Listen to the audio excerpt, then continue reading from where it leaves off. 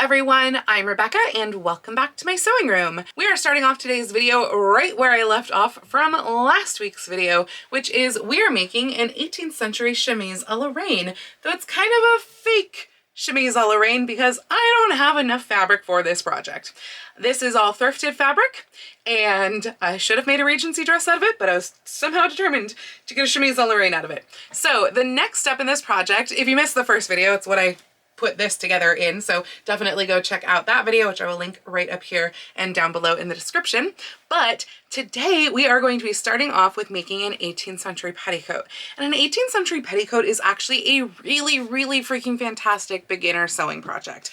18th century petticoats are honestly like so straightforward. I love them. They're pretty easy to put together, but they also do help you work on like new skills. Like for example, pleating is involved. If you really want to, ruffling is also involved, though I am probably not going to be putting a ruffle on this one just because the fabric that's going over it is sheer and I don't want to visibly like see the disruption of that ruffle.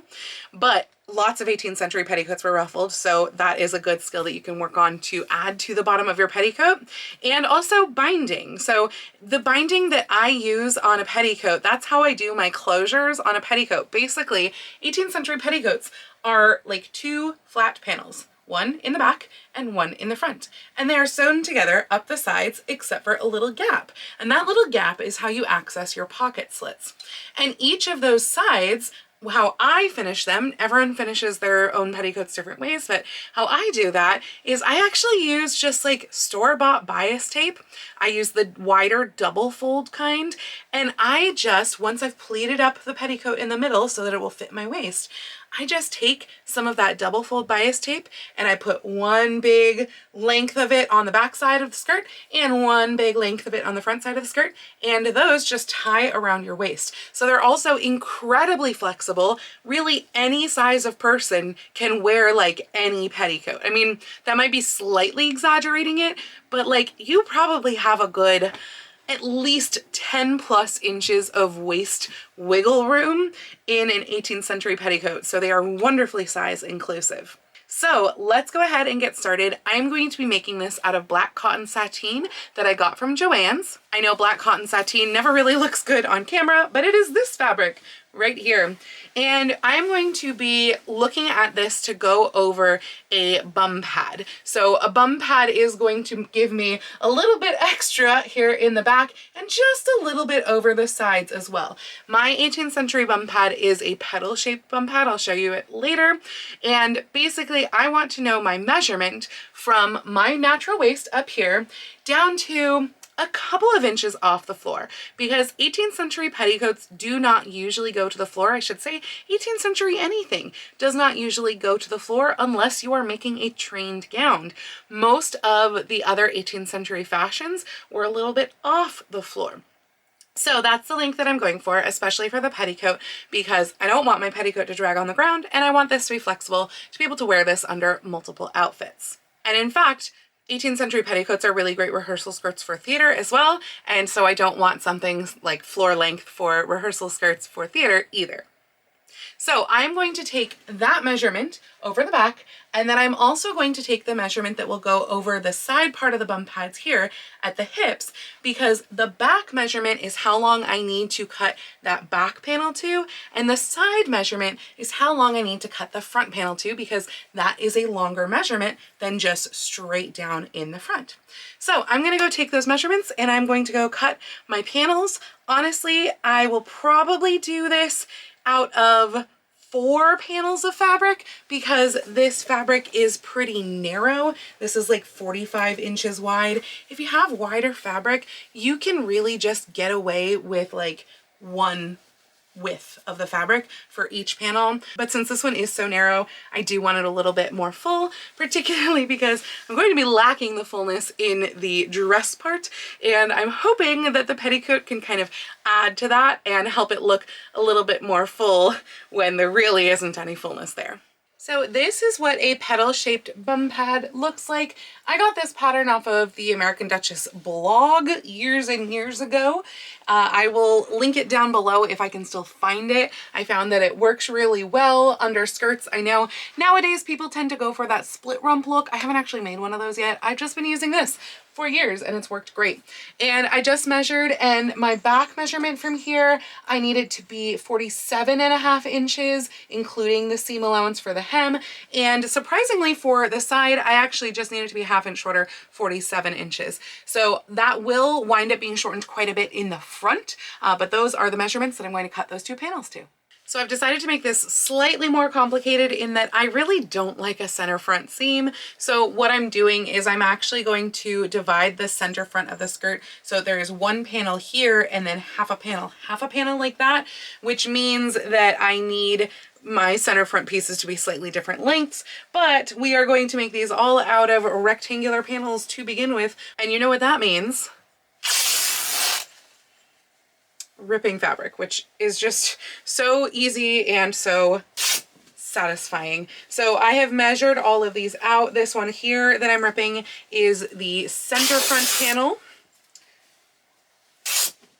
And then this next one right here, which is going to wind up getting ripped then into two, and I'm going to rip it like this way so that it is 2 halves. But this one is that side front panel. And what I've done is I've gone through and I've measured and I've notched a little bit. That way I can get these rips started like that. And then these two are the 2 back panels. So these are both cut to that longest length, the 47.5 inches. There we go. All of my panels are ripped. And with this one, honestly, I don't even think I'm going to serge the tops because those are going to go and get bound and pressed, etc. So I'm just going to go ahead and seam these together, rip this one more time vertically, and then seam these 2 halves with this one, and then seam the side seams together, but not finishing up that last like 8 or 9 inches or so at the top going into the waist. Oh, I know I didn't show ripping the 2 vertical, narrower panels here, but I did do that rip, and they are going to get serged before they get sewn together because now we have raw edges that would be exposed on the inside of the skirt, and we don't want that. So what happens when you rip on grain pieces like this that are different lengths and then join them together is that obviously you get a difference in your seam right here. So we have about 1.5 inches, or I think it should be 1.5 inches right here.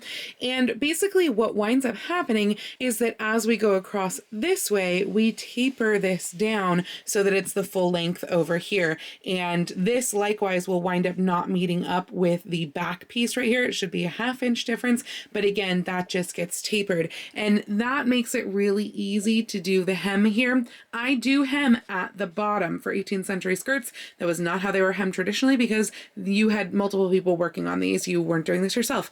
I find it much easier to hem at the bottom. If you have a helper, you can hem at the waist, but that's not what we're doing. However, what I am doing is I'm taking this and I'm now going to pleat the waist up. I'm doing this while I still have 2 separate flat pieces because these really are treated almost totally separately. So this is going to get pleated down to 1/2 of my waist measurement. I like to overlap it a little, so it's like 1/2 of my waist measurement plus like a 1/2 inch on either side. And that way I get just a little bit of overlap when it comes to the pocket slit area. But yeah, I'm gonna go pleat this one up, and I'm going to pleat this one up. This is the back over here. And then I will have 2 halves of a skirt that are ready to be put together and practically finished. Ta-da! Fronts are pleated. I eyeball the first side that I start with, and then I fold it in half and match the other side so that they'll be even. But yeah, I tried to go for about like 1 inch wide pleats, and I think they look really nice. I just pressed kind of the top half here, and yeah, that is the front pleated. Now let's do the back. And here is the back all nicely pleated up. So now these get to get joined together at the sides up to about like here from the top. I usually do about 8 or 9 inches from the very top. And then I can put the double fold bias tape on over the top of each side. This is what it looks like when the binding goes on. It just folds over the edge like this. And then I do a zigzag stitch right here along the edge, which I will show you right now. And this is what it looks like when it is all sewn on. A lot of times I will use a contrast thread on here, but because I'm using this under a totally sheer purple material, I just wanted everything to be all black. So the skirt is now done except for the hem. However, we don't need the hem to be done before we can move back to the purple dress. So let's go do the skirt of the purple dress. Of course, I have it kind of just like pinned here, just half of one skirt panel, and it dawned on me I kind of might as well do the hem on the petticoat because I need to put all of that on to know how long I want the skirt to be, because we have no excess that we're playing with here. So I really need to cut the skirt to basically exactly what it needs to be. And so, yeah, I might as well just put it all on. So I'm actually changing gears just a little bit, and I am binding the neckline, and I'm going to see if I can do any of the hooks and bars on the front closure there. These are my ribbons for the drawstring, so they're going to get attached in to the neckline starting right here, and then they're going to go inside that bias tape. I think I'm going to have to rig up something special to make them meet at the ends here, so we'll see what that is. So this is what I wound up doing for the little drawstring here. I actually just made a tiny hand-bound eyelet, and I did that after the binding was already down, which I don't necessarily recommend, but I took my awl and I just poked it up between the stitches and like up and made a hole, and then I made a little sort of, I think that's a buttonhole stitch technically, that went around it. I didn't do too much, like it's not too close together or anything, but yeah, that is the little eyelet. And then the other end of the drawstring is just caught into some of the whip stitches over here. I think you can see like how dense the stitches suddenly are right there. Those are where I've actually sewed in the other end of the ribbon. So that means that I can pull this section up, and I did the eyelet over here because that's where it will overlap and match up with this right here. So these two can go ahead and get tied from the inside, and then I will have hooks and bars that will close up along here. So hooks here and bars along here. So besides the drawstring area, the neckline is all nicely bound now, and I've also put the hooks and the bars on the front closure right here. I didn't do all of them because I do still need to attach the skirt. So I need to be able to get inside the little folded over parts here. So I'll wait to do the last two closures and the last stitching on this edge down once the skirt is attached. But you can see I've got hand sewing, just hand whip stitching on both sides over here. So all or almost all of the handwork of the bodice portion is now done. So now we can try everything on again, and including the petticoat with the hem and the skirt, so we can get the skirt attached to here. As you can see, the skirt is now on. I have actually already pinned up the hem and cut off the parts where it didn't align at the seams, and I think this is a pretty good length here. So what I'm going to do is I'm going to cut the purple for the overskirt this exact length plus like a ½ inch. It's going to get a really narrow hem. So yeah, tiny bit more than what this current length is, and hopefully that will be enough to leave me with sleeves. So in an effort to conserve as much of this fabric as possible, I noticed that like on this end that was basically straight down here, it was a little bit longer on this side than it was on this side. And this side does kind of have a little bit of a curve, which is fine because I want it a little bit longer in the center back than I do at the sides, for example. So this is going to become the center back. However, I wanted to even up this side so that I know at least with the starting point that it is the long part. And so what I'm actually doing is I'm drawing a thread. So I think you can see that little sort of gap in between.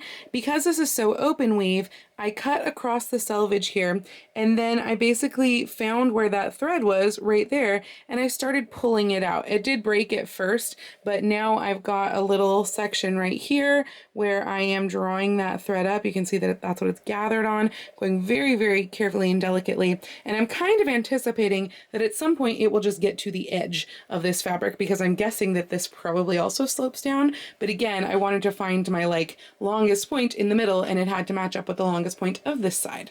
So first off, this is what the bodice looks like with all of those, or nearly all of the closures done, and the drawstring in. You can see that the neckline is being pulled really nicely in, so that drawstring is working really great. And then as far as the skirts go, let me tell you kind of what's going on. So I drew those threads and I used those to cut the two pieces. So basically for drawing threads, what you do instead of ripping, because this is just such like gauzy fabric and I have so little of it, that that I just didn't want something to go wrong. And I'm so glad that I decided to draw threads instead of rip, because I was actually off. It turns out that the first side that I had measured from, that I thought, oh yeah, it just like dips down a little, it dipped down really, really significantly, like way more than I thought, because I didn't draw threads on that side. I was like, oh yeah, it has that nice little dip that I want to get to the center so that it's longer in the center back. Yeah, so I drew the thread and then I measured back down to that initial corner I started from, and it was about like 2 inches short. So what that means is that on the back, I have a funny little line. I don't know if you can see that, but there is a line that goes through horizontally. I mean, ideally, I would love it for it not to be seen. And I think that honestly, over the black petticoat, it won't be seen. It is definitely very obvious on my like cream colored table. You can very much see where that line is, but this is all going to get gathered up anyway. That's why I decided to stick it up at the top instead of at the bottom where it would have been splayed out more. So yeah, I don't think it's going to be an issue. But yeah, I'm really glad that I drew the thread instead of just ripping. Once I had the real drawn thread, which was up here, I then, like, once it's drawn all the way across, you just use that kind of light strip through there as your cutting guide. So then I just cut it with the regular scissors, and I did that so that I would have 2 pieces, the front and the back. What I have done with the front since then is I ran gathering stitches along the top, and you can see I've pulled up some of it. I marked quarter spots, so like that is a quarter spot, for example, and then the center was going to be like where it was joined together here. Even though I don't like center front seams, there's no way to get away from it with like this sort of situation here. But I also realized, wait, I need a center front seam. I need an opening in that center front seam because the bodice has a center front opening. So what I actually did was very, very carefully, because these were tiny, tiny stitches that are like holding this part all flush together. Because if you notice here, this is like edge to edge. It's been somehow sewn, I think like in factory, sewn together edge to edge like this, really quite perfectly. And it was quite difficult to pick out those stitches. And honestly, like, they don't rip further is the other thing.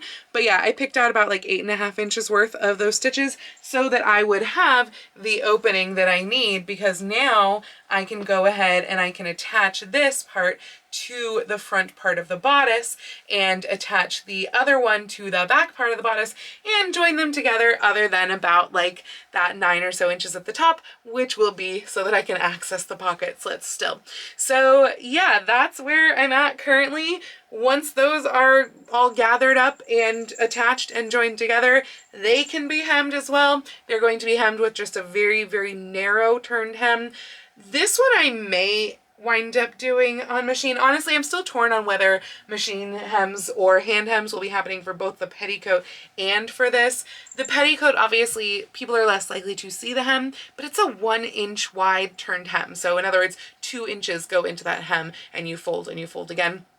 When you're doing a hem that's that deep, machine stitches just look kind of ugly. And so I do prefer to hand sew a hem like that. Obviously something sheer, a hand hem also looks nicer, but because it's such a narrow hem, I find that stitches tend to disappear more into a narrow hem. So I don't necessarily mind a machine stitched hem on something that narrow. We'll see like how much I decide that I just want to sit and sew, because that's what's nice about hemming. You can like really easily sit, watch a movie or something like that and sew. So if I need that mindless time, a hand hem is actually pretty great.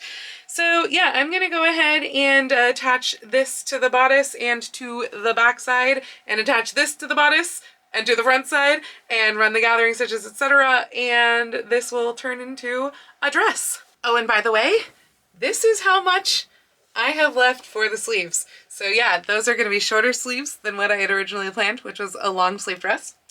I haven't decided yet if they're going to be fitted sleeves or if they are going to have like kind of a gathered puffed look, in which case it would be probably a couple, at least 2, maybe even 3 puffs. But yeah, I wanted to make sure that I had at least 18 inches to get a sleeve, because that would put me to about here. And I do, so that's good.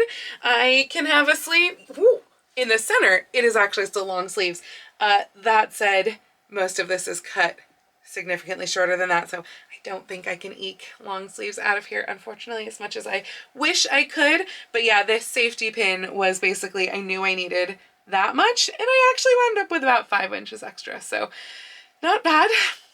But that's going to be a task for another day, so let's get back to working on those skirts. And this is what it looks like with all of the skirts attached. So you can see just how sheer it is since the petticoat isn't on the dress form right now, because I am in the process of hand doing the hem on that.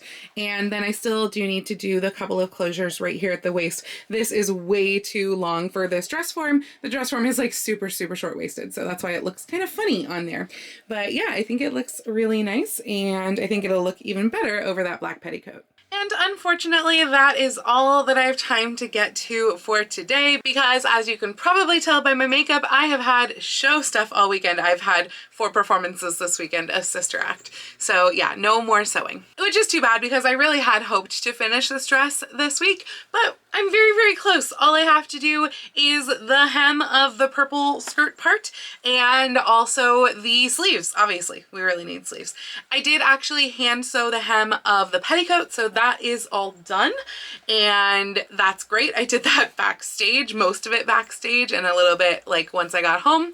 But yeah, that used up my only possibility of sewing time this weekend.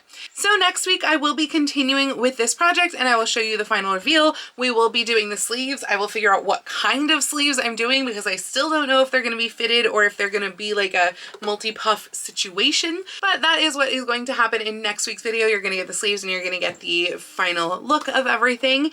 And then I can finally move on to my Jane Seymour 6 cosplay after that. I'm like itching to start that cosplay. I'm very, very excited. So if you enjoyed this video, please go ahead and click the thumbs up icon. And if you'd like to see more videos like this from me, please go ahead and click subscribe and the little bell icon to be notified every time I post a new video. I do post videos here on YouTube at least once a week, with sewing vlogs like this out on Tuesdays, and sometimes additional sewing or costuming related content out on Saturdays. But I post every day over on my Instagram, so please go follow me on Instagram. That's at Lady Rebecca Fashions. And if you'd like to help support all of the work that I do on this channel, I do have a link to my Patreon and my Ko-fi down in the description below. Or you can send me a super thanks or join my YouTube channel memberships right here on YouTube below the video. I'd also like to take this time to thank all of my absolutely amazing patrons, particularly my patrons at the Romantic, Victorian, and Edwardian level tiers, who are Jean, Kim, Audra, Emily, Dan, Janet, Deborah, Liz, Robin, Nurse Anita, Linda, Jen, and Dale. Thank you all so, so much for your support, and thank you all for joining me today. I hope you all have a wonderful week, and I will see you very soon in my next video. Happy sewing!